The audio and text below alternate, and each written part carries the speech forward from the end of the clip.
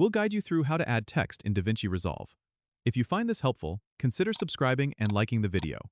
First, open DaVinci Resolve and head over to the Edit page. You'll see the timeline at the bottom of the screen. Go up to the Effects library, which is on the top left corner. In the Effects library, look for Titles under the Toolbox section. Click on Titles, and you'll see different text options like Text, Text Plus, Lower Thirds, and more. To add simple text, grab the text option by clicking and dragging it down to your timeline where you want the text to appear. Once it's on the timeline, click on the text clip to select it. Then go to the Inspector panel on the top right. Here, you can type your desired text into the text field. You can customize the font, size, and color to suit your style.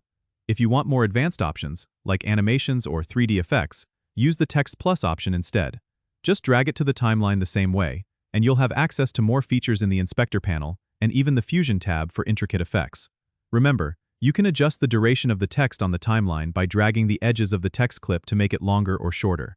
Once you're happy with the text, you can play through the timeline to see how it looks in your video.